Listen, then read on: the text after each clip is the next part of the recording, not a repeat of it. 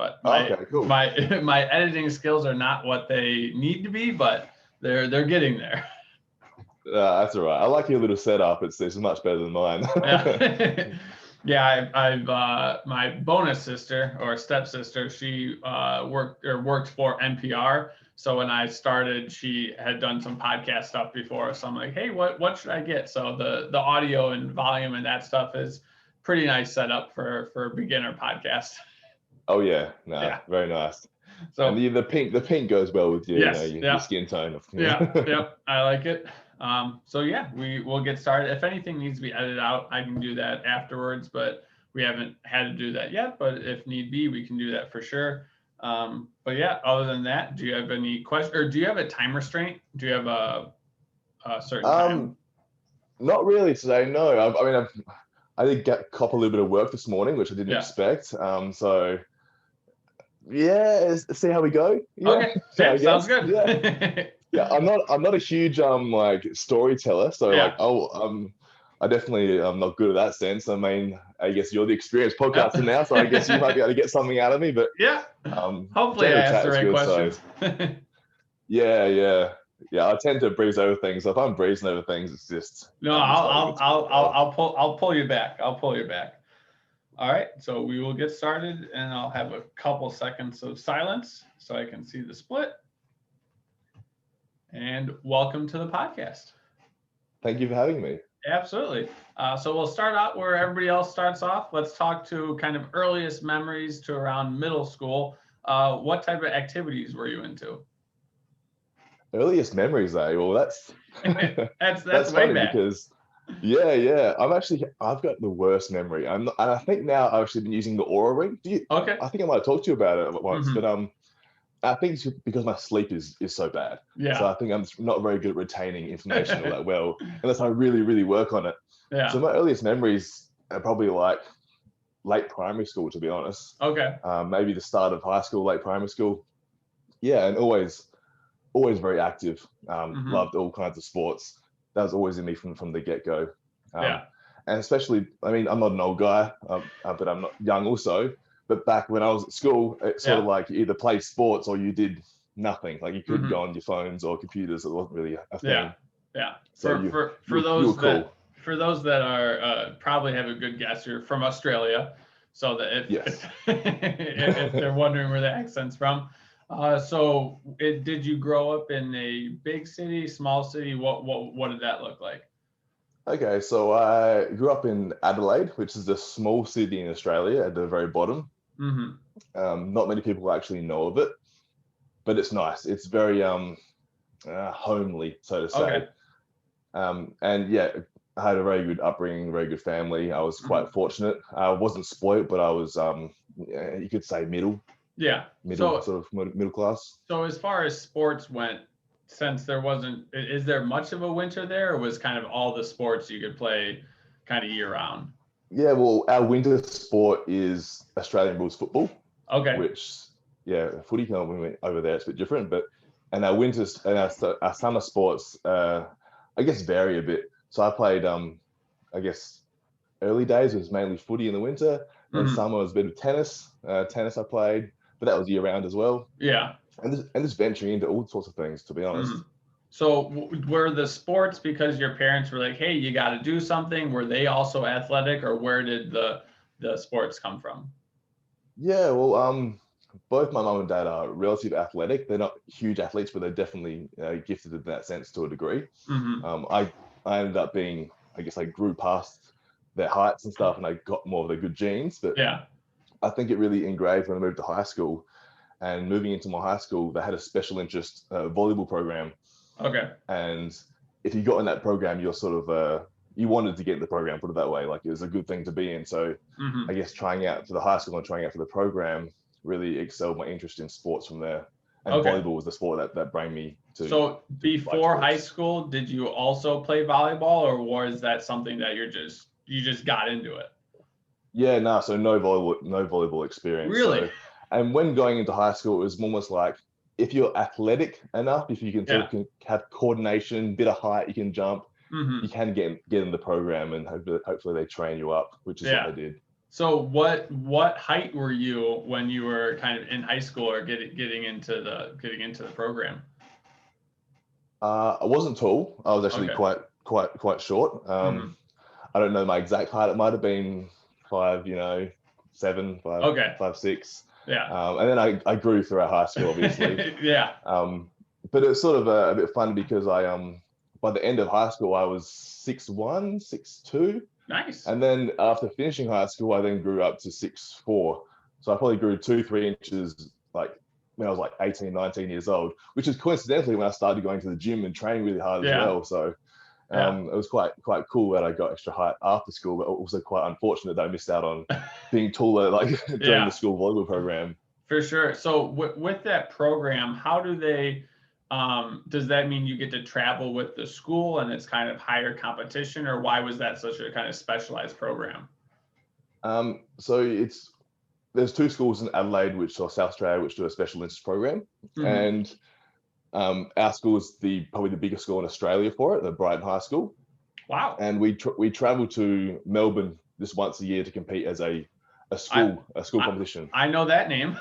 Yeah, you probably know Melbourne and Sydney, I guess, or like yeah. But so the once a year competition in Melbourne, and that's called a Schools Cup, and I think it's the biggest schooling sports event in Australia, or it was at the time. And it was quite a big deal to get to the Melbourne Schools Cup. Yeah. So what did training look like for you guys? Was it once a day? Was it twice a day? What kind of drills did you have going on? With school, it wasn't too much. It was probably 3 times per week. But then when you got into a high level program, you're then doing an extra 2 sessions. So it might have been 5 times per week. But then later on, I guess I got into it later when I moved into league volleyball and SASI, which is South Australian Sports Institute. Volleyball, we trained a lot more often than in school. And it's funny because with the school volleyball, we trained a lot as we were younger as part of the program. But as we got older and more into the year 11, year 12, end of school years, we had to do the education and health side of things too within the program, which sort of took away from a bit of our playing time. Okay, so the school was focused on volleyball, and you also kind of took school around that. Yeah, you couldn't. You because in the volleyball program, it was also treated as a subject. So you did volleyball as one of your subjects. Oh, nice. So when it came to your final year, you would choose volleyball rather than, I guess you could choose health or PE or something else, but you would choose volleyball, but that would also cover other subjects within the volleyball program. So it would cover your health topics and stuff within that program. Super cool. So while you were training for volleyball, did they have you in the weight room very much, or was it mostly just volleyball drills and stuff like that? In school, there was no weight room, which looking back on it now, which I think, honestly, that's one thing I want to do, is actually bring some weight training to the school. Yeah. Because that's one thing which I love about America. They've got such fantastic facilities and colleges and programs and gyms, and huge gyms. Like we didn't have huge gyms here. Yeah. We're very behind in that sense. It's probably why we're not very good at sport. We get beaten too much. Yeah. So as far as school went, we got all that down. What was your nutrition like going through high school and whatnot? Was it whatever the parents were cooking, or what did that look like? Yeah, Mum packed my lunch most of the schooling time. But they got to a point where Dad would give me $5 and be like, go buy lunch. And at that time, $5 was a bit of money. And like, I would honestly buy like a bread roll and try to save like a couple of bucks each day. So nutrition wasn't really a priority of mine. So it was, after school, I'd buy, packs of chips, Mars bars and stuff like that, and just eat as much as I really felt like. I ate a lot though. I mean, I'm not sure what my calorie intake would have been, but that was just, my mum still jokes about it now, that after dinner every night, I'd always want my toast and milk, and was just Nutella toast and chocolate and milk, big glass of milk before bed, and I'll always be eating. So that's sort of like a general thing. Yeah, I'd say a lot of people in sports, usually they're under eating, but it's good to hear that you probably were not under eating. So that's good. That's the thing, that under eating in sport is huge. I actually come across some cool studies about that I have to bring up, because I think there was a study, it might have been in American football, and like the vast majority of them under eat calories or carbohydrates. Oh, I bet. And go to think that, like, if they were actually eating at a high performance level, what would happen to their game, to the recovery, to their performance, you know? Yeah. Well, and I think carbs are kind of demonized usually every 5 or 10 years. That usually is the enemy of humans for a while, and then it switches to something else. So as far as high school, you declare football or you declare volleyball. What's the next steps from there? Like where do you go after that? After high school, I got accepted to the South Australian Sports Institute. Okay. Which is a special interest, like a statewide special interest program for volleyball. Mm-hmm. And then that's when I got introduced to the weight room. So that's when they actually had a weight room and had structured training and had strength coaches and stuff, so I could learn how to become better, so to say. And that was probably the year after school. And then after about a year of that, I actually became more interested in the weight room than the volleyball. Mm-hmm. And eventually transitioned to beach volleyball instead of indoor volleyball, mainly because it was less stressful on my joints and my recovery. Mm-hmm. Partially because I was really focused on my weight training, probably more than the volleyball. And secondly, because beach volleyball was just amazingly fun and really cool, and I think it's more opportunity to travel, and that's what I did. I traveled to Australia playing beach volleyball rather than indoor volleyball. Okay, so when you first get to school, what was the experience for them getting you to lift? Did they just say, "Hey, go do this lift," or did they break everything down for you, get very fundamental on the stuff? We had quite a young strength and conditioning coach. Okay. And he was okay, but like we probably didn't get the real personal attention we needed. Mm-hmm. But he definitely taught us enough to really actually, or more than I expected him, to be honest. Okay. So just basic movement patterns, learning how to deadlift correctly, squat correctly. He would teach us cleans, chin-ups, and we have certain standards we have to try hit. At one point, he banned me from bench pressing because I bench pressed as a kid because I had a this is going back into the high school again. Yeah. I got a bench press for my birthday and I put it in my bedroom. So I'll do bench presses, quite often, every day almost. And then he banned me from bench press because he wanted my bench pull to catch up to my bench press. This is never happening because my bench press was at the time was like 100 kilos or so. Yeah. And the bench pull was like 70 kilos. And I was like, I can't go 30 kilos on a bench pull. So a bench press. But yeah, he banned me. But I went home and did it anyway. Got him. So as far as the school, was there other schools that you would play against? Since it sounded like it's a pretty big national sport, like how much did you travel for indoor versus outdoor? So a lot more with outdoor. Okay. So with indoor, there wasn't, at the time I was playing, we didn't have a national league. So that they do have a national league now. Yeah. But they didn't have a national league when I was playing. So with the beach volleyball, we would do what they call it's like a state tour. So each state in the nation will have a beach volleyball event over the course of summer. So we'll do 6 tournaments around Australia. So we'll go to Melbourne, Sydney, Brisbane, Queensland, and over to Perth too. So we'll travel around and do these tournaments. Mm-hmm. And they're this weekend tournaments because beach volleyball was just 2 people on the court, so you've got also a very small team. Yeah. But we'd still travel as a state. So we might bring 3 or 4 teams of 2. Mm-hmm. And we'll travel around and we compete as a state, but we compete as our own little team. And if we win prize money, that's sort of our prize money. Like we sort of win this. Nice. This is a big competition. But I wasn't winning any prize money at the time. And I think all the fun and travel came from beach volleyball, just because the opportunity was there. Yeah. So when you're playing, do you have like your same partner that you had for a couple of years? Would you just switch off? How did you go about finding your partner? So the institute would choose our partner for us based on our specific traits we had. Okay. So I was partnered up with quite a tall guy for most of the career I was there. He was Wait, you're 6'4" and you weren't the tall guy? I was a short guy. I had to play the back of the court. So in beach volleyball, generally you have 1 tall guy and 1 short guy. Yeah. And the tall guy stands in the net and he blocks. Right. And the short guy goes to the back and he passes and receives and plays the defense. but my partner was 6'9", so I was definitely the short guy on my team. Wow. Yeah. That's tall. But it's quite funny because like, on the height thing. Yeah. Playing volleyball all my childhood, or from my late childhood anyway, and then coming out of volleyball into bodybuilding, it's quite funny because I'm used to being the short guy, and now I'm clearly the tall guy. Yeah. Long limbs you don't see a lot of bodybuilders that above 6 foot. Nah, it doesn't work.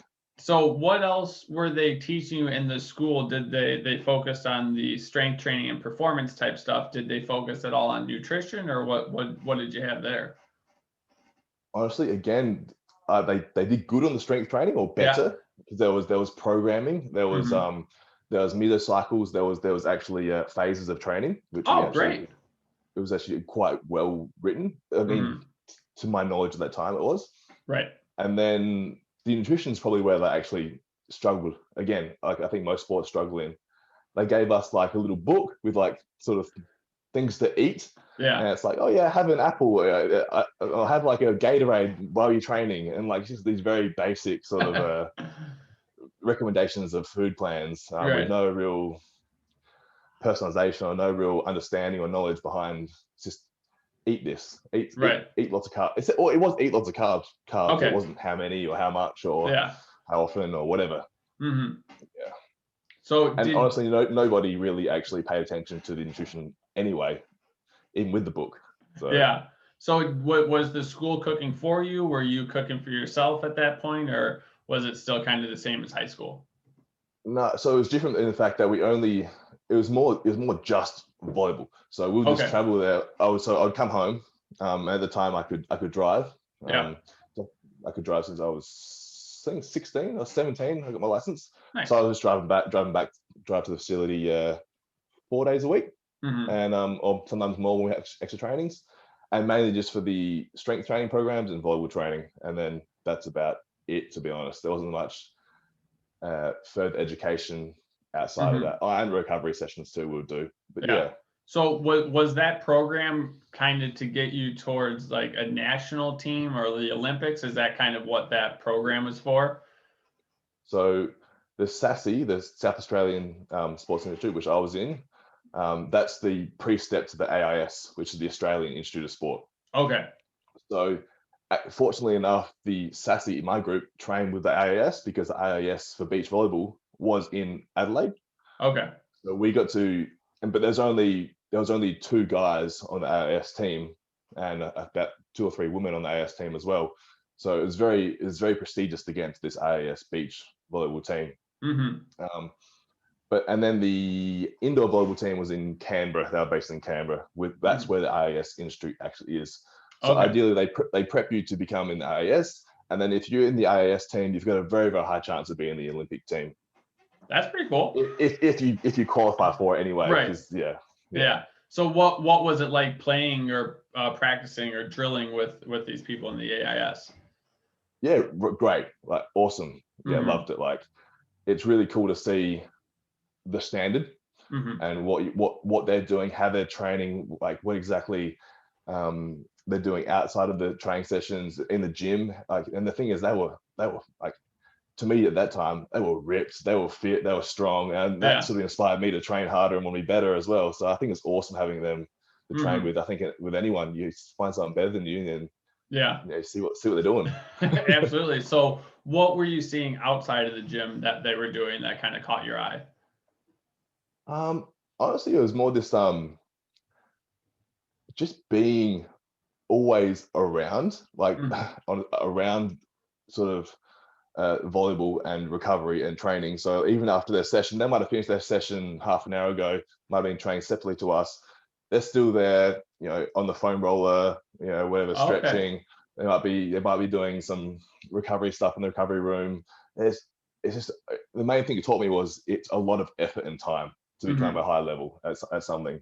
Yeah. So they might have been spending twice the amount of time just being around, present, occupying time, maybe not training or doing anything in serious, but just being present in volleyball and nothing else, which was quite interesting to me initially as my first thought process. So for sure. So how long were you in that program for, and then what was kind of after that for you?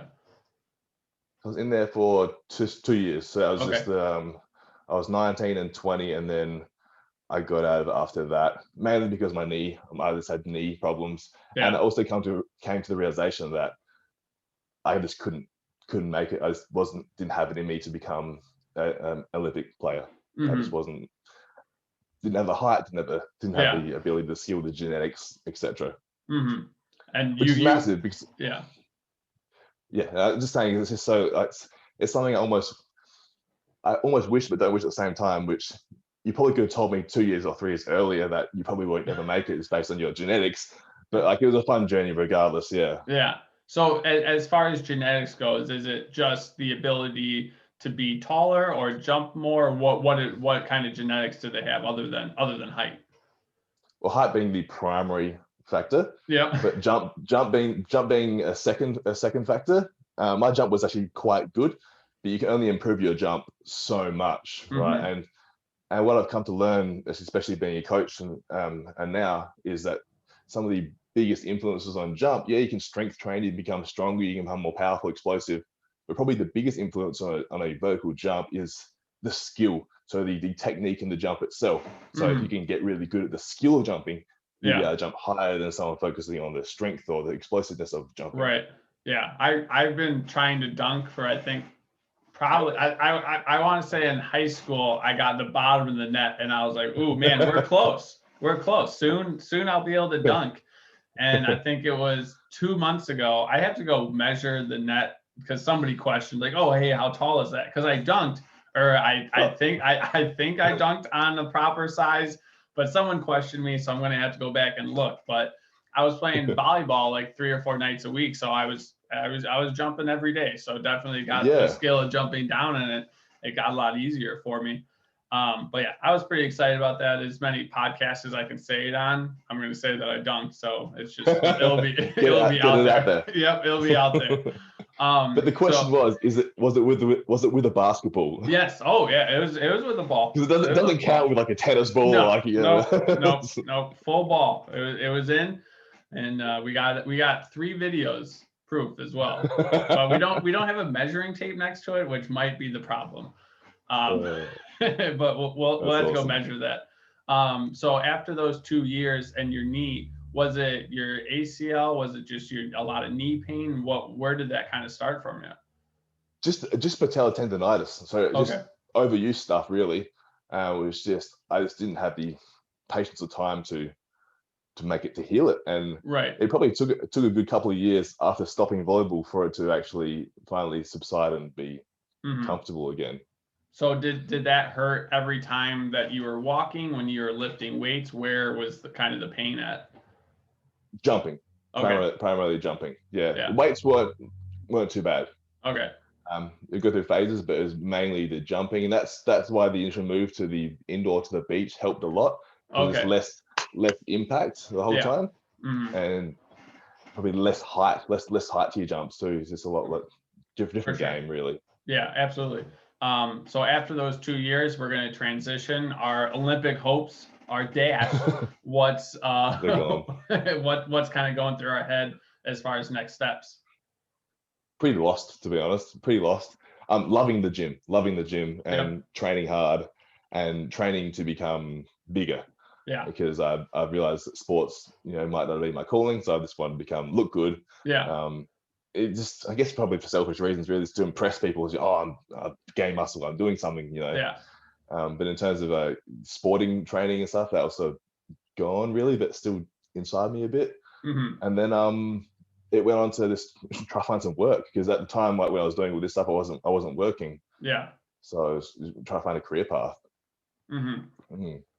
So as far as looking and adding muscle, was there somebody that you looked up to that was like, hey, I want to kind of look like this? Was it a magazine, or where did that inspiration come from? Oh, I'm honestly not sure exactly where it came from. If I'm real here, I guess I always felt inferior, or I needed something to be good about myself to get attention from people, or because I wasn't playing sport anymore, so I was playing sport. People, oh, he's good at volleyball, and what's he now? He's not good at volleyball. He's good at nothing. He's just a guy. So I think it's more this time I wanted to initially wanted to be able to be impressive to people, like for some reason.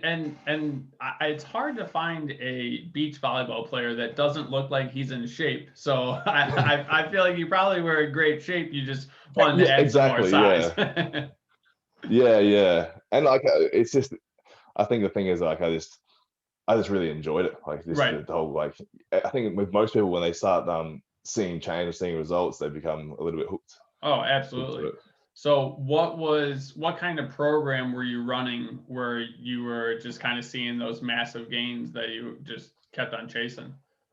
Well, I reckon I after leaving the Institute of Sport, I actually reckon I went backwards in training quite a lot. Oh, okay. Because I started looking up the magazines and stuff and seeing the bodybuilder training programs and these bro splits and stuff, which I mean, they got me some results, but I reckon my progress probably wasn't as good as what it could have been if I kept training how I was training at the Institute, except this without all the volleyball and stuff. I was just doing that focus on strength, which what I found out probably in a couple of years down the track, and when I gained some more size again, when I realized, okay, I've actually got to train for get stronger, increase performance, instead of this training trying to get a pump or trying to do crazy supersets or trying to kill myself sort of thing. Yeah. So the difference was you were the cycles that you were running at volleyball was kind of not necessarily sport specific, but it was to improve your strength so you become better performance wise. And most aesthetic programs is just like push pull, trying to just wreck your body. So you felt more progress through the other stuff. Yeah. It was almost just the sore I could become, the better I thought I was doing after that. So the more I could train, the more bicep curls I was doing, the bigger I thought they would become. But I obviously that whole structure of progression just wasn't in my head at that time. Right. And how much do you think you were eating around that time when you were trying to add on that much size, or when you are putting on size? How many kcals do you think you're eating? Well, that's when I first actually started looking into nutrition. So I started tracking calories. So I was about 20 when I started, or I might have been 20 when I started tracking calories. And I went the whole approach of calories are the only thing that matters, which probably isn't a bad approach, to be honest, in terms of at least I'm getting somewhere, I'm getting some sort of measurable degree of tracking there. But I remember I thought, if I'm going to get 100 kilos, I have to eat 5,000 calories. So I'll just keep eating 5,000 calories. And I found myself at Hungry Jack's or Macca's every night. I found myself making, these ice cream smoothies every night, almost vomiting every morning of like nausea and, fullness. Yeah. And just, I didn't even know what my macros were. I didn't know how much protein I was getting or carbs or fats. It's just get 5,000 calories and you get big. I'm not sure where I heard that. I'm not sure where it came from, but but it was I started there. Tracking, and it was there. Yeah. And I put on a lot of weight. Oh, I bet. Absolutely. But I didn't look very good. Yeah. there was probably Yeah. So for those that are not in the kilos, it's about 2.2 pounds per kilo. So you were kind of shooting for 225 for body mass at that point. So we're maxing out at 5,000 calories. How was your sleep? How did you feel throughout the day while eating that? At that time, I felt terrible because I remember my fitness was down because I was at the point also because the person who I was sort of started training with, they're a little more experienced than me in terms of bodybuilding training. Right. And they're like, you can't do cardio if you're trying to gain weight. Don't do. It's funny because when I was doing my qualification to become a personal trainer, I was still in this mindset because this is quite soon afterwards, and we had to do a spin class as part of our training. We'd take it. But I would just, and it was only a 20-minute one because and I was like, no, I can't do it. I can't do the 20-minute spin class because it's going to ruin all my gains. But I was legit. I wasn't joking. I was serious. I was like, I can't do this, teacher. Sorry. Yeah. And I just realized how stupid that sounds like looking back at it now. So for the people that are like, hey, no, that sounds about right. Why is cardio not the reason why you're going to lose your gains? Oh, so the cardio is not the reason you lose your gains, because if you're not fit, if you don't have a good heart, you're not going to be able to perform. Right? And so performance is the key to progression in gains. So if you're struggling to move and you're struggling to get your workouts in, like I was not fit enough to be able to have a good workout. I was limited by my cardiovascular capacity in the end, and I was probably I had room to burn fewer calories doing cardio because I had so much of the calorie surplus anyway. Yeah. But I think the main point is that that cardio is helpful for all areas of health. Just having a strong cardiovascular system is going to help with any goal, no matter what it is. I can't see any detriment to cardio at all.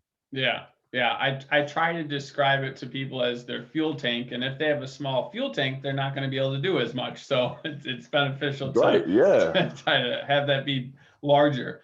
So what was it like getting your personal training?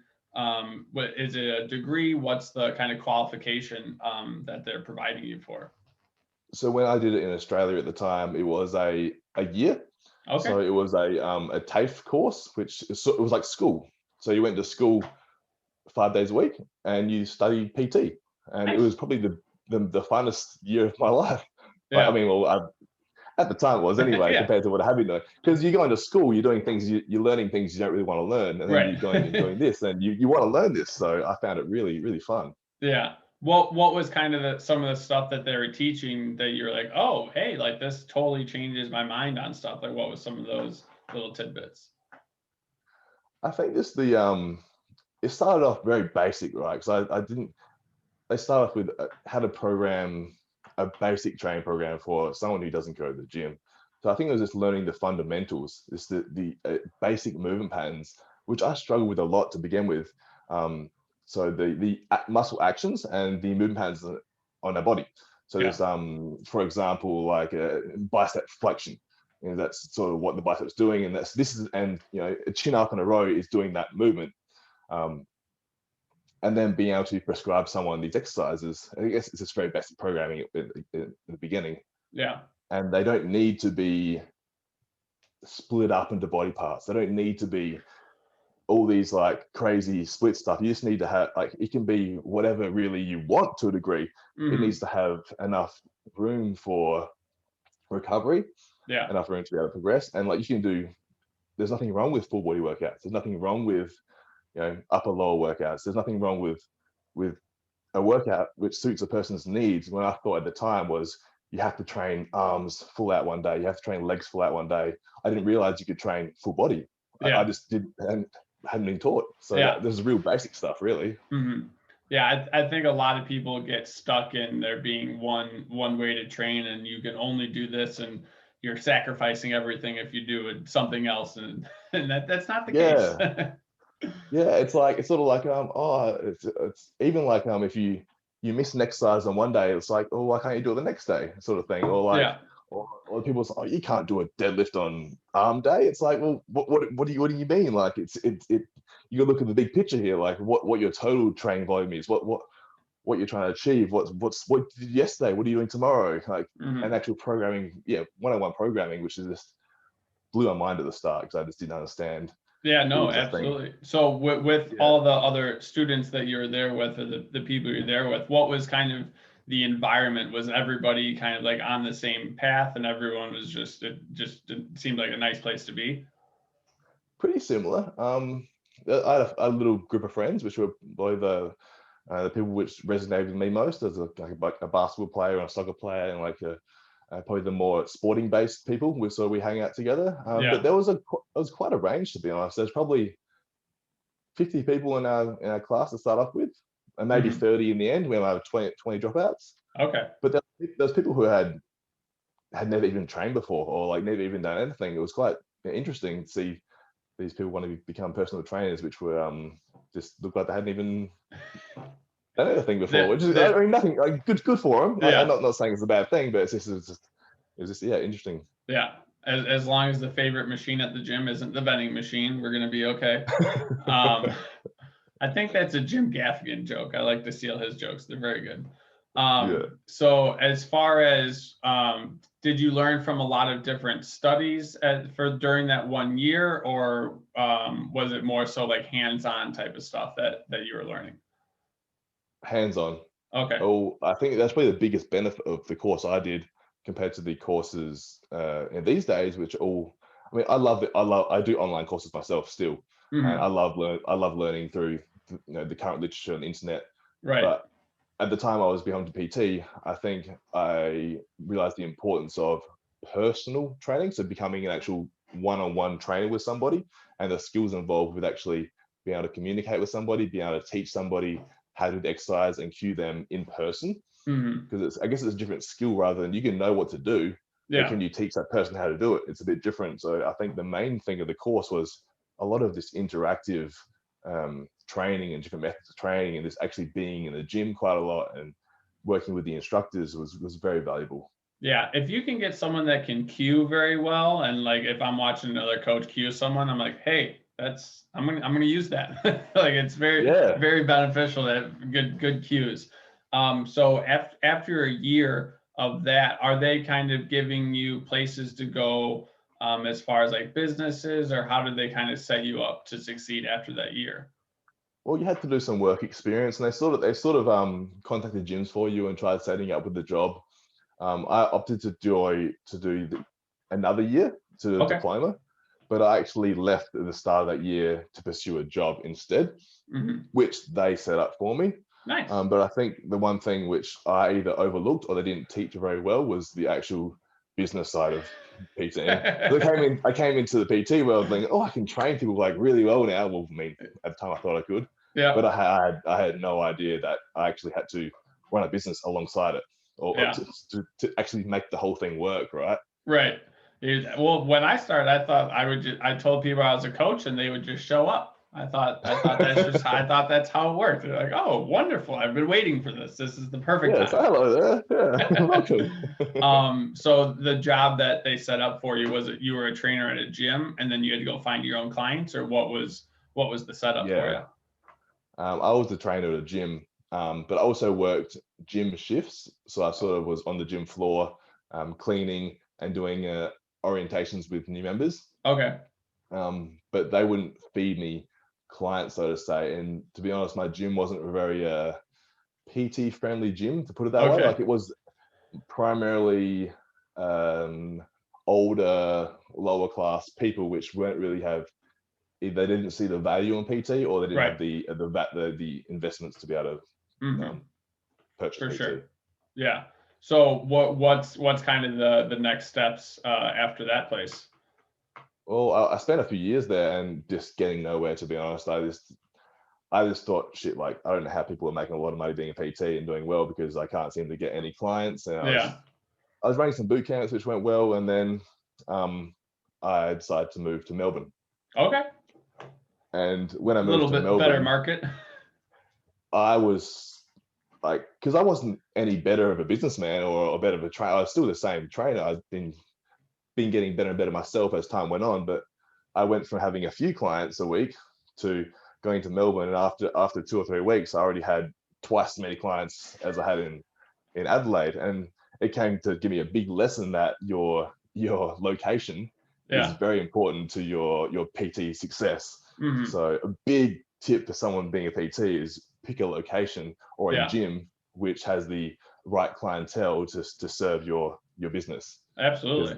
I was set up for failure from the start in my Adelaide gym. Moving to Melbourne in quite a wealthy area in a nice gym, I had the knowledge. I could be a great PT. I just needed the clients to be there for me. Right. So did you get most of your clients from you just walking around and you were working out and they would come up to you, or how did you kind of get your clients? I probably got when I first started PTing in Melbourne, I would rock up at 5:30, 6 a.m. and stay there right through to 8 p.m. like every day. Just be there, because I thought that's what you have to do to get clients, and it worked. But I was just being there the whole day, sleeping in the car for a bit. But when they gave me, so at the club I worked at then, they'll give me new members. So a new member would join the gym and they say, oh, hey, like, do you want to have a consult with Matt, the PT? And I'll receive some of those. And probably 1 and 2 consults I receive would sign up for PT. That's and pretty good numbers. I wasn't a great marketer either, but I think it's honestly just I had what they needed. Yeah. And it was just, okay, let's do it. So So and for people that aren't watching on video, I would say the look we're going for would be a more jacked Chris Hemsworth. I would say that's kind of if someone is imagining that, that's kind of what I'd say you have going on. Is that what you had while you were at Melbourne as well, or were you kind of still adding on to that size? Yeah, by the time I moved to Melbourne, I was probably close to this size. So I was Okay. In the gym I was a bigger size PT. Mm-hmm. But going to Melbourne, being a much bigger city and much more people, I realized that there were a lot of fit people around. Yeah. Like all the PTs were quite fit there, as opposed to Adelaide, where there wasn't many fit PTs. Yeah. So that was a bit of eye opener too. And the For industry sure. in Melbourne, just in terms of the general fitness industry, the amount of gyms in certain areas, it's more like when I traveled through the US. There's gyms everywhere, and that's sort of what like moving to Melbourne for me was like. Yeah. So many more gyms, so much more value on someone's health, right, than it was in my old city. For sure. So would you go from having just a few clients to how many clients a day or a week were you running through on an average week? I reckon I got from probably having maybe 5 to 10 clients in Adelaide a week, and then within the first few months of Melbourne, probably 40 to 50 a week. So I probably went That's up wonderful. to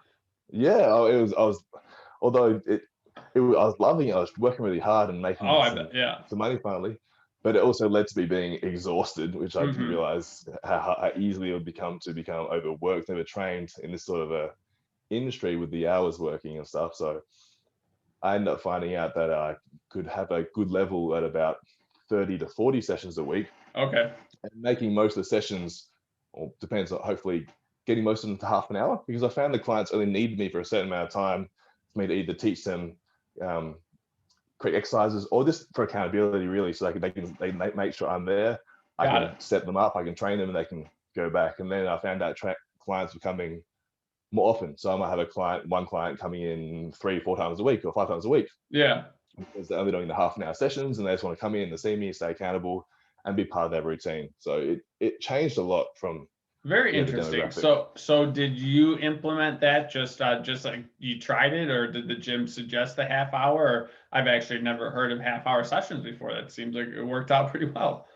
Yeah, well, I think I think a client requested it, and then I was like, "Oh, you want half an hour?" They're like, "Okay." I was like, "I can do half an hour," and then I found out all my clients wanted half an hour because I was actually running 45 minutes when I first got there as a session, because I found an hour being a bit long, and 45 minutes gave me a little break between clients if I needed to. Right. Anyway, switched to half an hour, and I reckon maybe 70% of my clients were half an hour clients by the first year or so. And then they just went back to back to back to back to back. They were quick, they were easy, they were sharp, they were good sessions. Yeah. And they were what the client needed. And a lot of that time, like I was saying before, they didn't necessarily need crazy results. They just needed someone there in the gym to make sure they're doing things right, to keep them accountable, and just to make them productive in their day. So you saw more success from people showing half an hour multiple times a week rather than someone 45 minutes or an hour just killing it like once or twice. Yeah. Okay. Yeah, I found the most successful transformations were half an hour clients. In terms of whether that's a mental transformation or physical transformation, that was definitely for the half an hour sessions. Yeah, very cool. So what was some of the clientele that you kind of remember as far as transformation wise? Not necessarily has to be a weight wise, but what did you see like month to however long it took for them?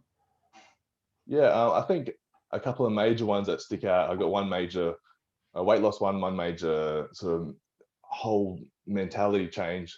And I guess one of the clients was actually quite a successful businessman. And the thing is, I love training him because every time we trained, I was essentially getting almost like a consult from him while I was training him. So it was almost like, I felt like I should be paying him half the time.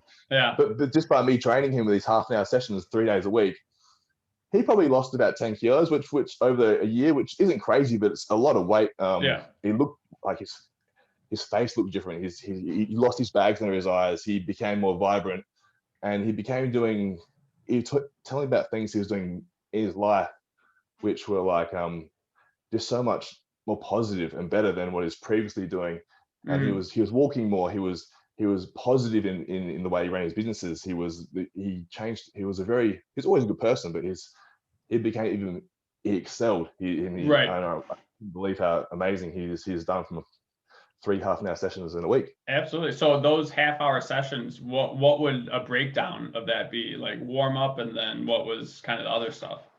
Yeah, so I honestly, like I said, these sessions weren't designed to be optimal training sessions for had lots of strength gain. So Right. what we did was, just for a mental state, we came in and did a leg session where we would come in and work on the deadlift or the squat, and we just do probably 2 movements. So we might work in the trap bar deadlift and the goblet squat for him at the time. Awesome. We did another movement, which was we focused on his chin-ups and his rows, so almost like a pull day, you could say. And then a bench press day. On the other day, we'd work on his bench press and maybe some arm stuff. And like it's not much overall training volume, and it's not designed to have high protein synthesis rates or high training stimulus. But I think it's more the fact that he started doing something. I managed to still progress his load very gradually over the time. Yeah. And he did get stronger. He got his deadlift for an 80 kilo he got down to 80 kilos. He started over 90, and he got his deadlift up to about 160 or so on the trap bar, which is great for a 50-year-old male, which is cool. Yeah. And it's good to show that. I think it's more of your outlook and your I guess your mentality around these things can determine a lot of your success, because as you probably know, some can train really hard every day or have a really good training program. But if they're not positive in their life, and they're not eating right, or their lifestyle at home is bad, or surrounded by negative thoughts and high stress and etc., they might not get, they could get bad results. They can look average. Yeah. But someone can do half that training load, have a really positive outlook on life, eat really well, low stress, just have a good lifestyle. Yeah. And they can excel. And it's really interesting that way. So where did that bit of knowledge or information, where did that kind of come from? Was it from teaching? Was it from observation? Or where did kind of the overall healthness idea come from for you? I think that's more experience. Okay. And just having seen what clients were doing and seeing how they were changing. And that's when I sort of shift my focus, because when I first sort of started training in Melbourne, I'd been training for a few years. I became smarter, and I realized how to set up a good program and stuff like that. And then I realized that their personal enjoyment and their life is probably more important than this how good the program is. Yeah. Especially when it comes to one-on-one training, when you're seeing someone. And I think it's over time seeing how clients responded to this and how they changed, and how I'd made my programming. At one point, I have clients, which isn't the best thing for me to do from a professional standpoint, but I would almost make their sessions up on the spot. I'd look at what they did last week, right, change a few things.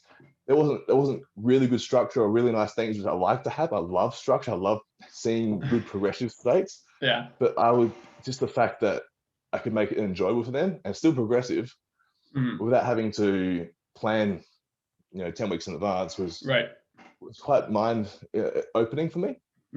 Well, and I think a lot of people will look at, we have New Year's coming up, and everyone's going to have the best program for about 2-3 weeks. And then that guy that was lifting with you for half an hour a day, I bet he's going to be outlifting everybody that starts a New Year's resolution for sure. Well, the thing is, I mean, this is, I guess, your expertise in terms of your coaching and your lifestyle coaching. It's all about creating habits and behaviors and stuff, which ultimately you're built forever. So you never have to do anything. You never have to do any extreme change. You're just living your life, and your life itself is producing happiness, good results, what you want to achieve, without any real, I mean, there's effort, but there's no real, you're doing this for this week and this for that week, and there's no, diet hard this week and you're not going to diet next week, and it's just like you don't need it. You've done this for the last year, and it's getting better, and you've already got the body, right? It's different. No, absolutely. And that's why I like to talk about this podcast, because most people think it is, I'm just going to do it for 30 days or 60 days or 90 days. But if they want to look like you, or if they want to look like Arnold, like you got things you got to do first. Like it's going to take a couple years.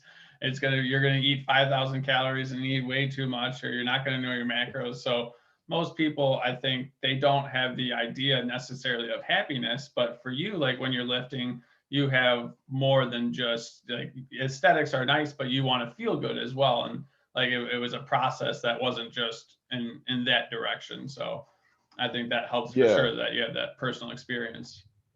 And I think a big thing is when people are undergoing, even if they do undergo a 30-day diet or this certain program or this keto diet, whatever, is that you want to actually take note and learn and make from what you're doing, so you can progress and become better next time you're doing it. So like for the time every time I've done it, like I've experimented with a diet, or if I'm trying to eat a lot or whatever, I take note of how I'm feeling, what I'm doing, and then so next time I do it, I can make a better change in that one. So because people always say, oh, this is a huge thing clients come to me with.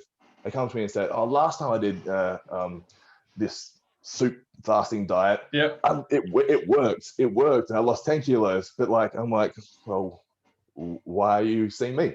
If it worked, it didn't work, right? But what did you learn from that? How have you made changes from that? It's like, oh, nothing. Like, and that's when I do that again. They don't take a lesson from it, right? Right. So I think there's nothing wrong with trying these diets out and seeing how you feel. And say, oh, I like that, but understand that you want to make have some data, have some objective values to go by, and also some general subjective ones too. So you can take something away from these things you do and take the experience, and make a positive change from that experience in the future. So from the client you had previously, that was the businessman, you had his training program down. What were you telling him as far as nutrition went? What did that look like for him? With him and nutrition, I started out trying.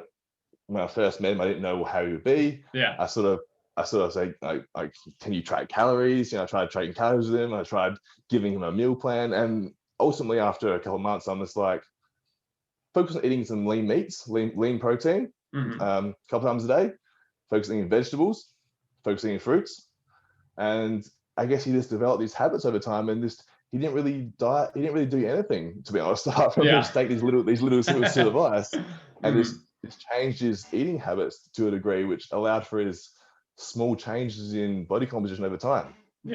So he was more just I guess behavioral changes in diet and becoming a little better in terms of, because I guess most people, when you talk to them, they have a general idea of what's good and what's not good. They know they should eat vegetables. They know they should have fruit. They know they sort of have a general, even if it's not perfect, it's generally okay. They know they should probably drink less, eat less chocolate, and if they just implement these things in a way which I guess suits their lifestyle and their regimen, they can make these changes themselves. Like, there's nothing stopping them making these changes. It's just more comes down to their mentality and psychology moving towards their future goals, and understanding that a small change can make a big difference in the long term. And I think we had this discussion last time we talked, but I think that's what you were kind of diving into with clients. When they would come to you with something, it was less, hey, you need to do this, and it was just why, like what's going on, and listening to the client. Where did you kind of pick that I guess education or thought process up from? I think the whole why thing is part of learning in general. Like, I think I'm not sure if it's just built in me or built in many people, but I don't like to do things without having a reason behind why I'm doing it. That goes with anything in life. Like why are you sleeping in? Why are you staying up? Why are you eating this? I mean, you don't have to question everything. But I think I learned it mainly when I had clients come to me probably a few years ago when they're using drugs. I'm like, why are you using this? It becomes more serious then. I'm like, do you know what this does? Why? And that made me question the whys a little more.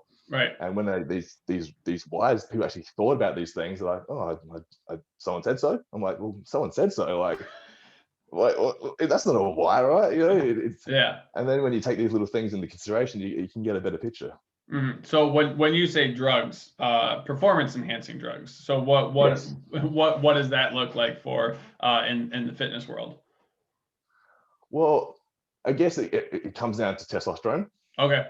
And when I moved to Melbourne, firstly, that's when I first discovered, like, oh my God, like everyone is a lot higher level in appearance than what I'm used to. What's Yeah. happening here? And I soon figure out, performance enhancing drugs are definitely a huge thing in the industry.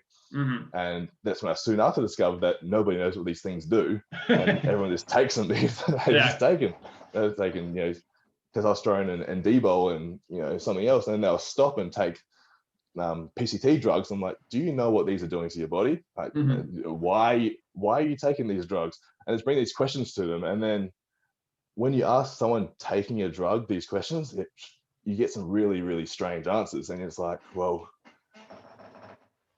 if you just take it back a step here, look into what this does, right? Make an educated decision on anything, and this goes with anything in life. Make an educated decision on, why you want to do this. You get a much better result, surprisingly enough. Yeah. So as far as the drug question goes, once again, if anybody finds you on Instagram or anything like that, they'll be like, "Hey, what kind of drugs are you on?" But you've been asked this plenty of times. How were you able to kind of stay away from that? Did you already kind of get your size before you got to Melbourne, or like how were you able to not just go after the easy, the testosterone and stuff like that? Yeah, I think I'm quite lucky. I got quite a lot of size naturally, which is quite good. I had certain strength goals that I wanted to hit, and I think it's hard to say really, because like you get to a certain point, it's like, where do you want to go next, and what is required? So I guess for me at one stage, it's like, okay, I need to educate myself in this area if I want to get to this area. And when somebody asks me, what do you take? What do you take? Like it's whatever I tell them means nothing to them, right? It doesn't even matter. Like they wouldn't know what to do with the information regardless of what I tell them. So I could tell them I take 3 cc's of lollipop. They'd be like, oh, I'll take some lollipop. Like they have no idea what I'm talking about, right? Yeah. And that comes back. It's just like, and this, because this question is asked so much, is what someone takes. So in the present isn't representative of their current body now. It's what they've done and taken or not taken in the past, which obviously built up, again, our previous conversation, long-term habit change, long-term lifestyle change is built up. And that same goes with drug use. Different drug use change has built up to this physique they bring. And then what they're doing at the current time, training, nutrition, drug use, isn't a representative of their current physique. Right. To a degree, right? There's the maintenance there, but it's very, the question's much broader than for sure. What are you doing right now?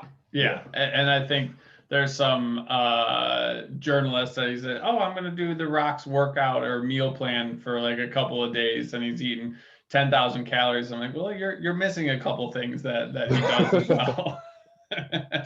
Yeah, you're missing a couple of things, and you're missing a couple of years of lots of things. It's just well, I find those things quite funny. Like, that's why I tell some people, it's just like, do not follow a professional bodybuilder's workout plan or diet plan.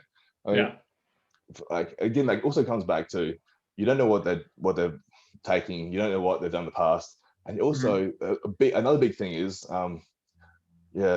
just because like something correlate, I guess the main picture is correlation doesn't equal causation, right? So yes, if they do one thing doesn't mean that thing is the result of their image, right? So I can hop on my leg 10 times a day and then go to the gym and do my structured workout. It's like, oh, he hops his leg 10 times a day, that's why he's big. It's like, oh, like, right? It's just because he does something doesn't mean that's why he's that thing. So as far as when you were trying to put on size, or if you are putting on size, what's your prescription or suggestion when you're putting on just for yourself, for trying to put on some muscle? What's kind of your goal, and then how do you reach that goal?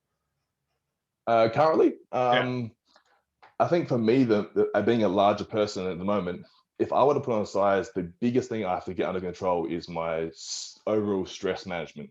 Okay. So I have to control all the stresses coming to my life, whether that's from work, from training, from eating, or from PED use. So all these things have a certain stress on the body, and if you get too many of these stresses in, either I will become tired, nauseous, won't be able to eat, won't be able to train, something will fall down. So I think for me to put on size now, there needs to be a certain control of these stresses, so I can eat enough, train progressively enough, and do these things at a level which puts me forward. it might be going forward, take too many drugs, can't eat, go down and go back. Like there's a lot of things that you got to control together when you get at a higher level to progress more forward. Whereas someone who's 10 kilos lighter than me might just be, okay, just eat more and train harder and take more drugs, whatever the case may be. When there's can be a lot more to it. There's smarter way. Again, why are you doing this? Why are you trying like this? Why are you eating this? Why are you taking this X drug?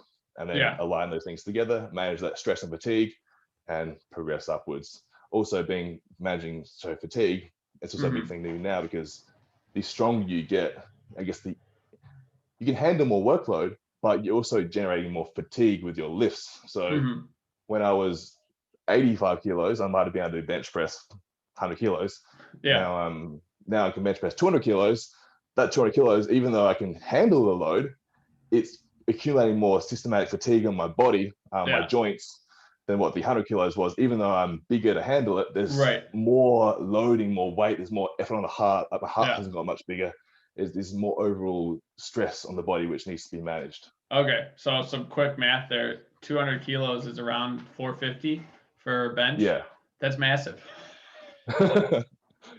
Yeah, like I said, bench was always my strong point. And then when I realized I was quite good at it, I thought, I'm gonna just work on this and just try to get really, really good at this. Yeah. I mean, obviously there's still a lot stronger guys than me, but I was pretty happy when I first cracked over the 200 kilo or 450 pound mark. Yeah. That's fantastic. So we're personal trainer at Melbourne. What's kind of the next move from there? Are you still there? Like what as far as progression goes? What are we doing on that end? So that was probably the best move of my life. So just moving to Melbourne, experiencing new people. The clients I had taught me so much. I became much more knowledgeable in terms of business and life and where I want to go. And then probably come back a year or so. My partner and I thought, well, how much further, or I thought as well, and also my partner, we thought, how much further can you possibly go in PT without it's getting boring? Like, how much longer can you keep doing the same thing every day? And I thought, I'll probably keep doing it for years, right? Because I love it, I enjoy it. Yeah. But the reward becomes lower because you're doing this, you're treating the same amount of clients, you're not progressing your business any further. You can charge more money, but you've only could do so much as one person. So that's when we thought, okay, let's see if we can start up some online stuff. And at that same sort of time, I thought, screw it, let's move back to Adelaide. And so I'm not distracted by my PT in Melbourne. Because I'm sort of the person, I can only do one thing well at once. I can't full-time PT and on the side build a business. Like people can, and people are great at it, but I'm just not a good. I need to have one thing. Knowing yourself is important. Yeah, exactly. So we moved to Adelaide, and this was a bit over a year ago. Okay.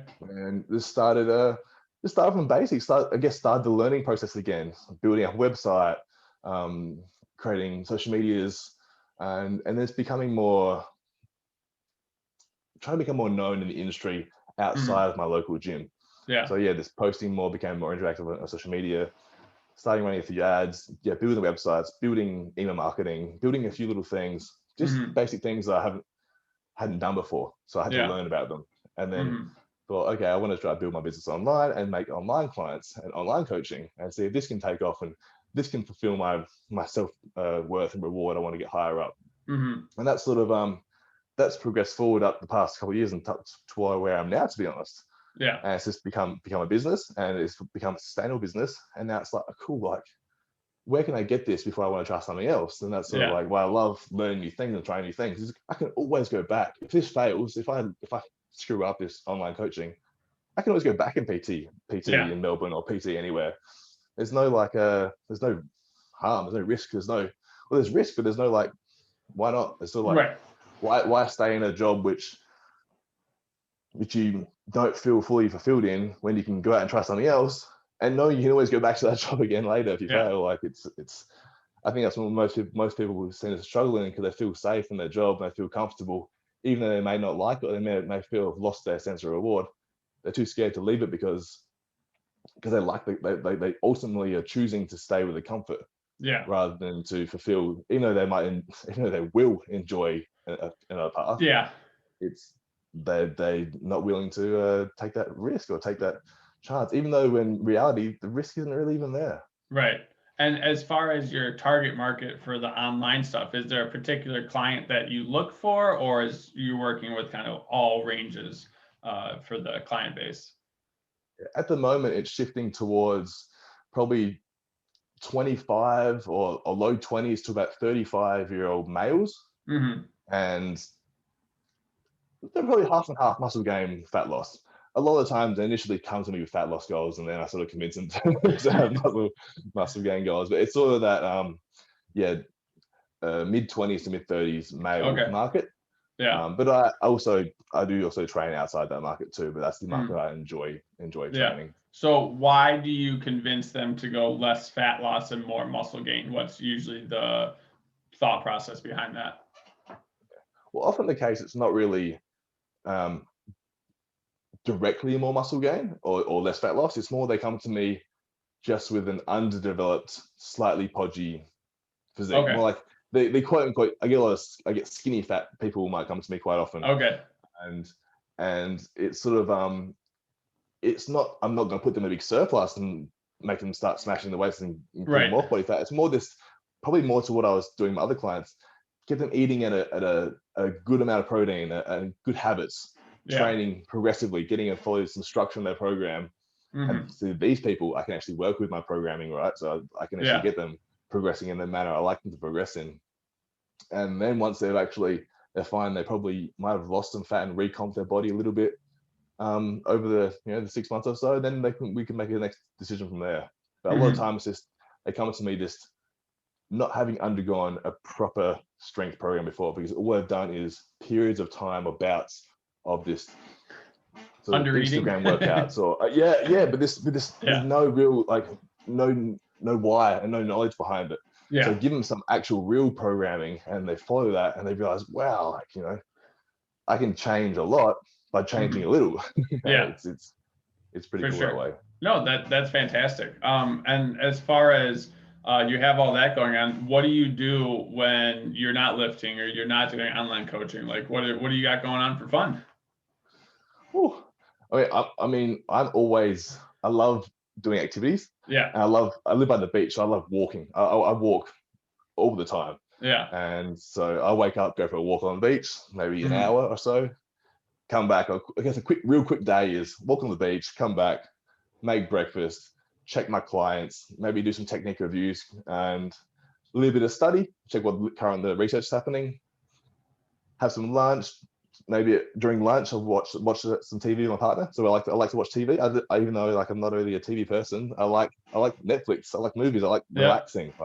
I think anyone active like me who's trains hard definitely enjoys chill out time and this time to switch off a little bit. And then after the chill out time, a little bit more work, and then off to the gym where I train. After gym, walk again, on the beach, cook dinner. I like cooking. But I guess Alex, my partner's taken over that a little bit now. She likes cooking too. And I guess a lot of the time it's just, if I'm not outside walking, I do still like sports. I'll shoot some basketball. It's mainly the chill out time, which is just movies. I've seen that every movie on Netflix or Stan or whatever. And playing some sports and being active. So really, I think a lot of people miss out on what their recovery time is important for. Could you kind of highlight why, since you're putting so much strain on your body, why you need to kind of get that in?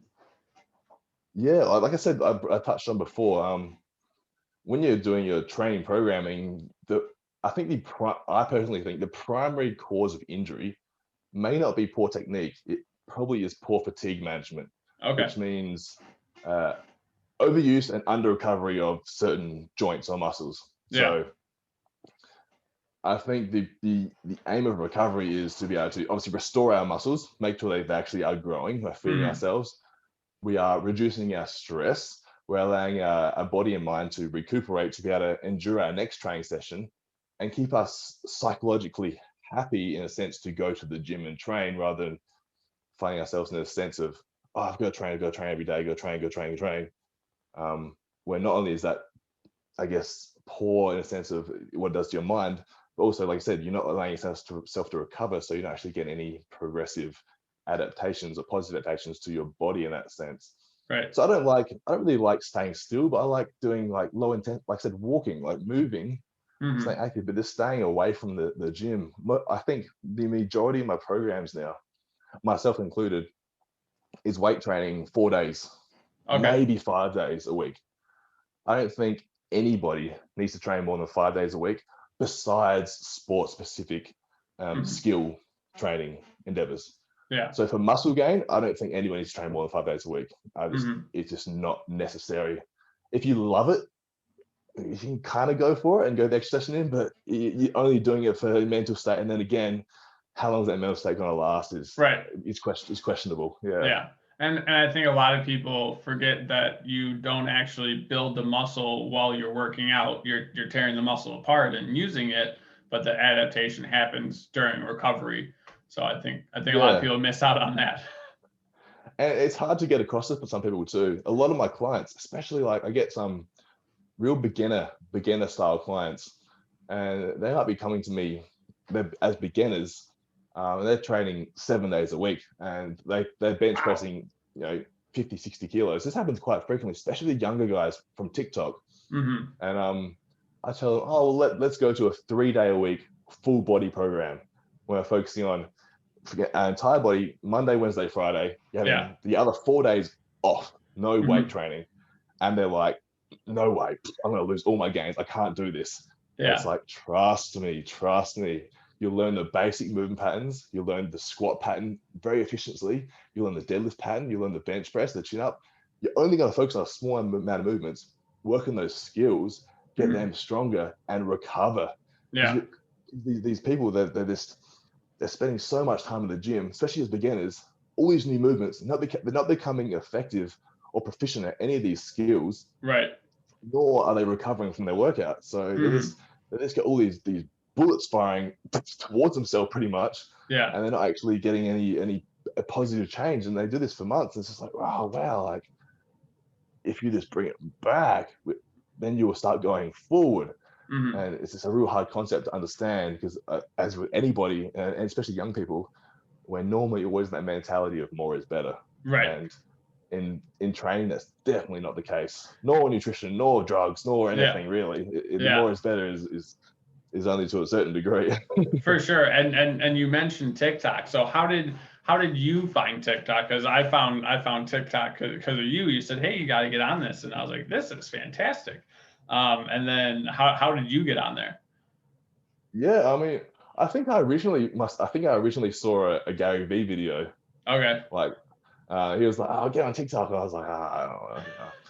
And this is at the time I was first sort of like when he was first talking about it, and I was first sort of finding out about him as a person. I'm like, who's this Gary Vee guy? Like, he looks like a dick. Yeah. It turns out he's pretty, like he's kind of intelligent. Yeah. And anyway, I probably 6 months went past, and I still didn't go on. I was like, I'm gonna download it, have a look. I downloaded it and just posted a couple videos, and I just couldn't believe like the engagement, interaction, and this new possibility there. And then I probably spoke to you maybe 3 months after that. And I was like, dude, get on TikTok. Like it's actually kind of good. And now it's grown, and there actually is informative content out there. There's good creators. It's not all dancing and being stupid, although that's still part of it, and that still is kind of fun. But there's a wide community there now, and it's kind of cool. Yeah, if people haven't seen your dancing or creative ones, your TikToks are hilarious. They're and I actually really like the studies that you put up there too. So the studies that you're putting up there, and I like how you reference your sources and stuff like that. What type of information are you looking at these days that stuff is kind of coming up for you? I think I'm getting a lot of the stuff I post on TikTok is very old information to me, but very new to this young TikTok crowd, because they're just following the trends, and the influencers are promoting random garbage, quote unquote. So I normally get a spark sort of ideas from watching the TikToks and saying, okay, this probably isn't the way to go about things. I stay very positive on that. I won't tell them the person is wrong very often. I might say, oh, maybe try this. Yeah. But then I make a video, and then I think people are finally catching on to what the PMID reference numbers actually are. Yeah. I thought that was easier than quoting the authors and the date, because if I give them the reference numbers, they can just write that in Google, and then the study will pop up. Yeah. So whenever I'm quoting anything or saying anything as a fact, I like to give at least one good study, preferably a meta-analysis, supporting my claim. So therefore, hopefully the viewer can, if they're interested in it, they can see the study and read it themselves and actually become educated in that area of knowledge. And so this is very beneficial when you're Googling anything and say study. What's the difference between a meta-analysis and just that random study that pops up on Google that agrees with you? Yeah, because you can get a study to prove almost anything, right? Yeah. And even a study it also comes into play with a random study. You can interpret that quite differently depending on how you read it and what data you're trying to extrapolate from that study. The good thing about a meta-analysis is you get a bunch of studies. So depending on what the meta-analysis is on, is they combine all the relevant studies together on that particular topic, have a group of scientific researchers assess the results of all these studies. So it could be hundreds of studies together. Yeah. And ultimately come up with the conclusion of results based on hundreds of relevant studies. So the meta-analysis is essentially the gold standard of scientific literature.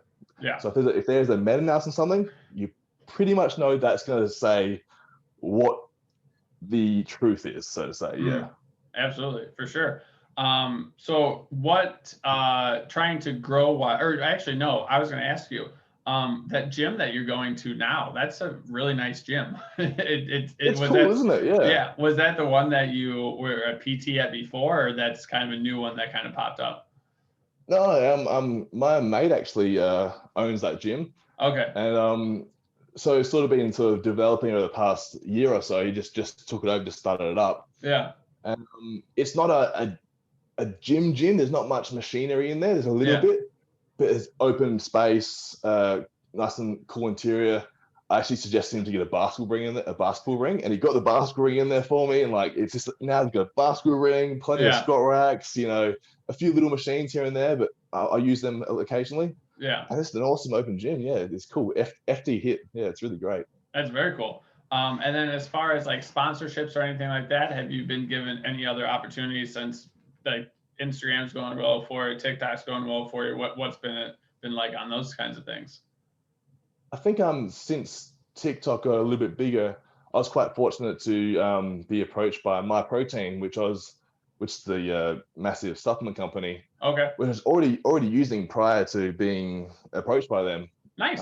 Because they have great deals. Yeah. And so they've contacted me saying, "Do you want to be an athlete?" I was like, "Yes, like great, like sure." That's like the dream. I don't really care. Yeah, I know, right? I'm already using these guys, so like so yeah, I guess my latest acquisition was MyProtein, and pretty much all I really use from them is just protein. Like I'm not really a huge supplement guy.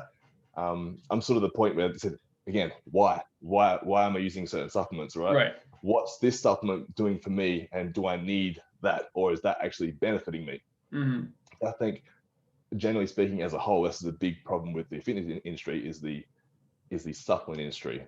Oh, absolutely. As you probably know as well, it's just you've got to slap a picture of Ronnie Coleman on a bottle of pre-workout, and like, look like Ronnie Coleman if you have this pre-workout. It's like, oh. Yeah, the main thing I like to say about supplements is it's supplementing a good diet. So it's going to give you a 1, 2, or 3% improvement. But if it's a 3% improvement on 20%, that's not as good as just cleaning up your diet. But exactly, yeah. I think the hierarchy of importance is very thrown off in especially beginners. Yes, a supplement can give benefit if you're deficient in what you're supplementing in. Yes. That's even in that case. But like, how about sleeping half an hour extra per night? How about, improving your diet or nutrition? Like there's many other things which are far more important than this supplement most of the time. So I think before someone ever takes a supplement, weigh up the cost of the supplement. Yeah. Are you deficient in what you're supplementing?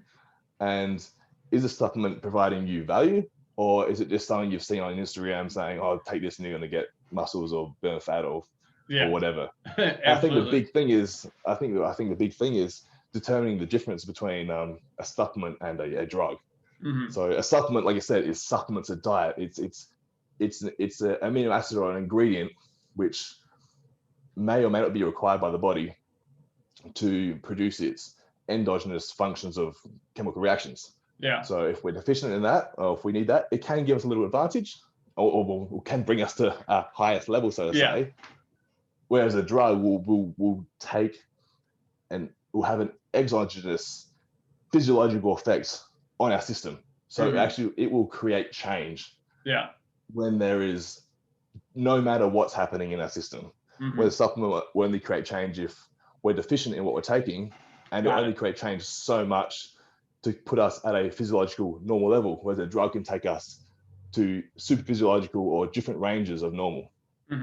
So there's a big difference. People get mixed up. Yeah. As far as drugs go, is there a point in where you would ever say, hey, yeah, you should go for this? Or what's kind of the hierarchy is when someone should kind of look at drugs? Or do you think the payoff is worth it? Or what's your thoughts on that?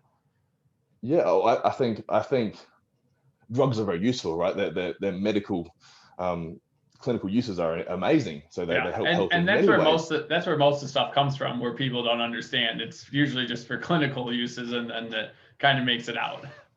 Exactly, right. So I get my clients to get their blood tested, and that's my first order of, I guess, active data operations. Yeah. So after speaking to their doctor, they will probably get an insight of what they want to do. So generally speaking, they don't need any drugs. Yeah. They might benefit from supplement. A lot of times they get their blood test back and say, oh, look, vitamin D is low. Great, let's supplement vitamin D. Perfect. Or whatever the case may be. In the off occasion, the testosterone might be very low. I would recommend them speak to their doctor and being like, what can you tell me about going on TRT or replacing testosterone? And I would inform them about the effects it will have on their life as well. This is being a quite high level, I guess, decision. There could be other things like there are many cases where, okay, sometimes in a particular individual, maybe a drug lowering blood pressure may be necessary, depending on the user. But a lot of the times the drugs are often avoidable by a change in lifestyle and habits. Okay. Especially if they're health-related drugs. Like generally, if they got high cholesterol, high blood pressure, high blood glucose, if anything is high on them, the first line action is like, what is your current lifestyle? How much do you weigh? Yeah. Can we get these to normal without drugs? Right. Let's go for that first. Then the next course of action is like, okay, your lifestyle is great. Your training is great. Everything is great. You're still not right. Take the drug into consideration. Look at the value it's going to bring you. Look at the possible detriment it's going to bring you. Weigh up those costs. Is it worth it or not? But this got like keep in mind, there's drugs everywhere, right? So even over-the-counter drugs people take. So it's just like when you're taking Panadol, or sorry, ibuprofen or aspirin or whatever. They're still drugs, right? They're still having affecting our body. Yeah. I think people need to understand that an aspirin is probably more dangerous than a Dianabol tablet, right? So like, so you could take a Dianabol as a steroid, right? Okay. So if you took 100 aspirins, you'd probably die. Yeah. If you took 100 steroids, you might feel a bit sick. So like, I think all drugs need to be treated as equally helpful and equally possibly dangerous. Yeah. No matter what the drug is. So there shouldn't be like, okay, paracetamol and aspirin are good drugs and testosterone's a bad drug. They're both drugs. They've both got potential benefits. They've both got potential side effects and negatives. Treat them as drugs, weigh up those potential benefits and side effects, and then do you as an individual value from them or not? Well, and I think that's great that you bring up the aspirin, because I'm pretty sure a lot more people die from having aspirin than they do from testosterone or any of those things. Could you bring some more light to why that's such a negative on the body? Yeah, well, aspirin being, I guess, one example of many, many examples. I guess the even more obvious examples being alcohol or smoking, all these very, very obviously accepted but possibly dangerous drugs. Right. I'm not completely familiar with the exact pharmacokinetics of aspirin, how it interacts in the body. Yeah. But with all drugs, there will be a dose. So a dose which puts you in a range or puts you in a certain health range, and the pharmacists or doctors, whatever, will have written on that bottle or somewhere, this is your sort of a maximal, I can't remember the word for it right now, but there's a lethal dose, right? Right. And the lethal dose of aspirin is far lower than the lethal dose of testosterone. Okay. So you can overdose on something like aspirin or alcohol quite easily, where you can't really overdose on something like testosterone. Yeah, you give it a shot. But yeah, it's just, I find that quite very interesting how people value these things. That's why I made that TikTok the other day saying, like, why do people accept like a young woman going on birth control, taking exogenous progesterone, exogenous estrogen, except drinking. So she can be on birth control, drinking, taking aspirin, and smoking, and she's all good. Yeah. But if a guy takes testosterone, he is bad. Like, I find that quite interesting, right? How we have these perceptions of, I'm not saying testosterone is good by any means, but I'm just saying that they're all equal to a degree. They all have these effects, and like they shouldn't be shunned or shamed. We need to have a great understanding of what these drugs are doing to our body. They're all drugs. They're all changing us in certain ways. Yeah. And whether those effects you agree with or not, it doesn't really matter. But I think they need to be put more. I guess, why demonize one but not the other? Right. And I think that kind of people then have to have an uncomfortable conversation to where they might have to change their mind. And I think a lot of people just go with not even facts, just things that they do growing up. A good example is my wife Jessica. She had I think it's Mirena, so that's just the one that goes up there for like 5 years or whatnot. That is. So she didn't have her period for, I think it was 5 years. That's not normal. Yeah. That's like the body's that's not something that is kind of a positive for the body. So that's definitely something that, and I believe her doctor, when she was reading through the pamphlet and stuff like that, and she's talking to her, she's like, is there any like negative effects in this? Is this going to make it hard for me to have a child or anything of that nature? And the woman looked at her and said, oh, no issues. And it's something that I think that people don't even want to talk about, because that's something that we're just putting inside our body. Most women that go on birth control, they're going to gain weight, and the doctor's like, well, this is just what's going to happen. So I think it's a drug for sure. It's super interesting because like I said, the birth, I think birth control is I'm not really super educated in that topic, but I think it's a very interesting one, so to say, as a female can take birth control, but she can get prescribed birth control for acne. Oh yeah, take some birth control because your skin's not good. It's like, okay, she's changing her entire hormonal profile. Her normal levels of natural production of estrogen and progesterone have been completely wiped, and she's doing this exogenous production of estrogen and progesterone, which can change her from not only physically, but can change her entire mental approach to an emotional approach to the way she does life, her work, her relationships, who she finds attractive and not attractive. All these things can change by this hormonal manipulation just because she's taking it for her skin. It's like, is this a big, I think it's just strange how we just don't, the education is not there, and people are not looking at this thing, I guess, more seriously. But like, to change your entire hormonal profile, it's what guys are trying to do to get big. But girls are doing it just because of no reason, right? And like, they don't realize the potential change and potential negatives they're doing to themselves by doing this. Yeah, and I think to not fault her mother, she was worried that I think there may have been a pregnancy scare, not from Jessica, but maybe someone in the family or someone that she knew. She's like, well, we don't want this to happen. and she definitely did not have a kid or get pregnant or anything like that. So that definitely solves one problem, but you definitely don't think of all this stuff the way through. But I think it also goes to when we talk to doctors or something like that, a doctor prescribes something, you generally don't ask, is this okay for me? Like I recently got back on Concerta, so it's ADD medication, so it's a methamphetamine, not the party one. But I after seeing the main doctor get the test and whatnot, he prescribed it. And then I saw my other doctor, and she's like, yeah, if you're not taking it or it's not working for you, like, that's okay. You may not have to. We've been seeing some stuff with Alzheimer's. And I'm like, where is this coming from? And it was weird how she approached it. It was kind of like, if it's not working that great for you, like, we can find something else because it may not be good for you. And I was really confused on how that was even an option, but that's just more knowledge out there.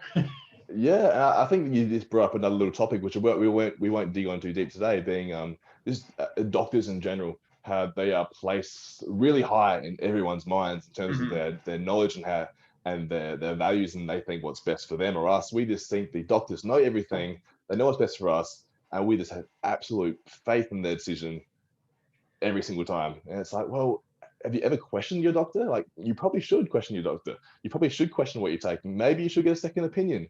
Do you expect your general local GP to know everything about health, fitness, drugs, diseases? You don't. You shouldn't. Well, you really shouldn't. But people seem to actually do. Right? Yeah. And hopefully for the people that listen to this podcast will be thinking a little bit more about that. And on part 2, we'll probably get a little deeper in it. But another thing that I like to point out to people in your everyday life, when you're prepping or eating food or working out, how much motivation would you say that you need to kind of get through the day and get those things done? None.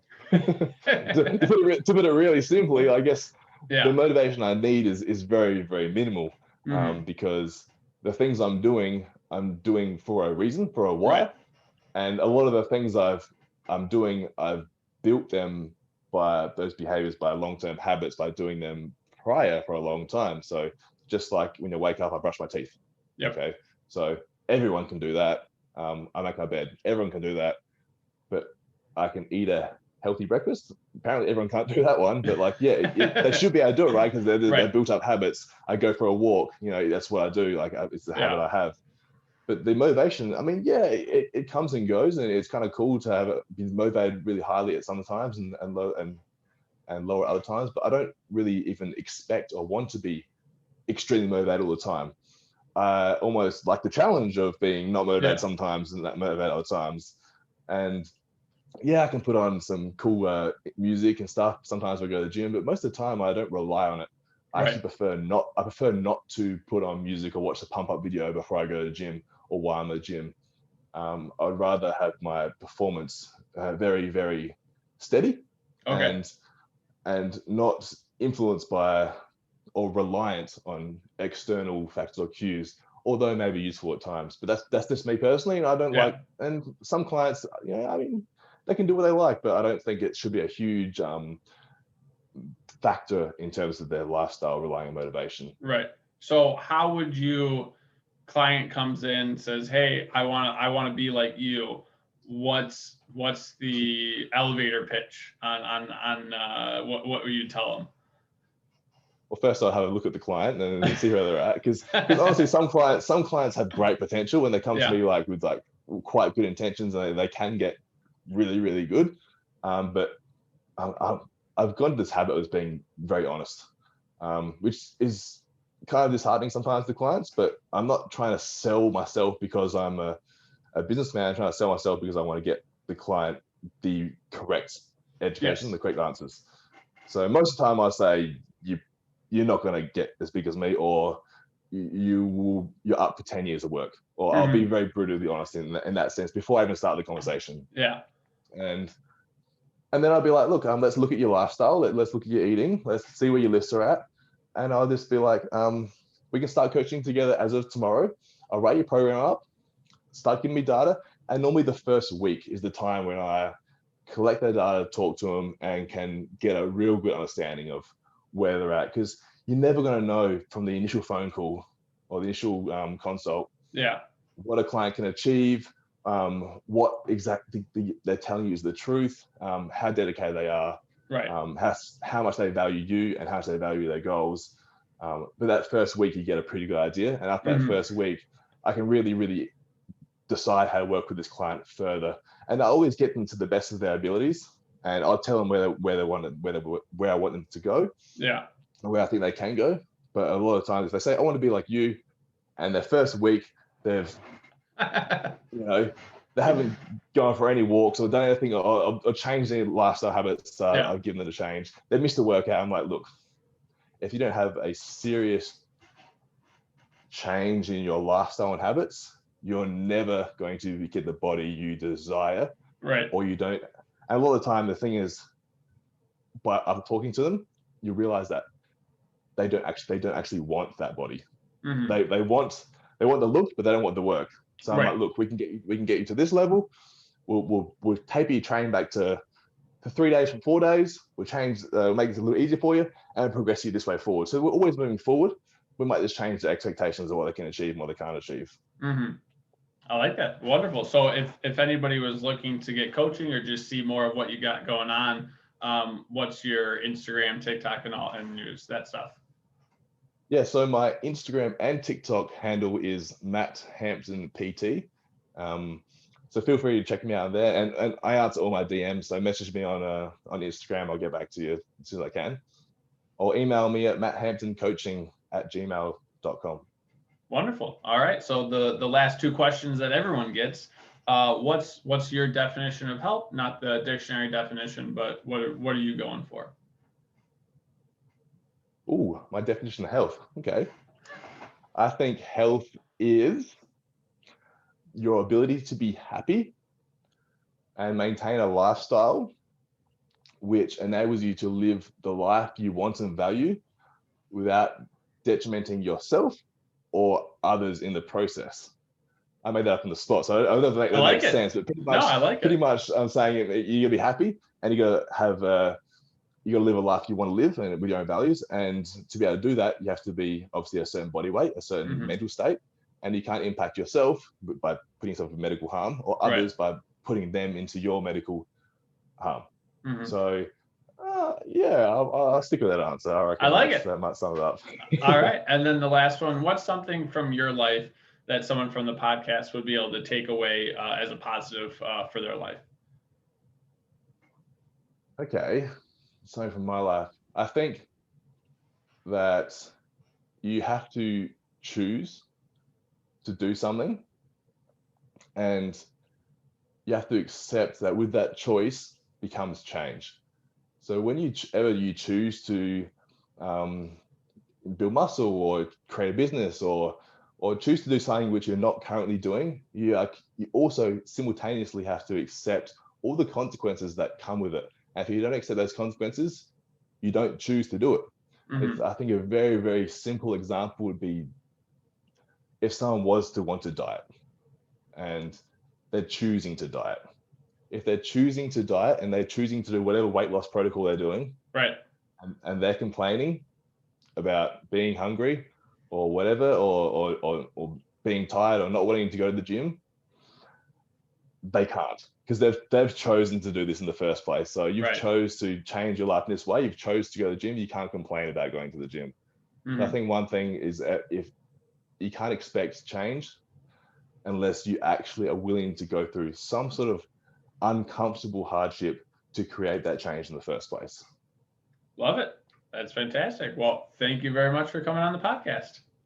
No worries. Hopefully that could be of some value, but I definitely had fun chatting to you again regardless. Absolutely. Wonderful. We'll pause that.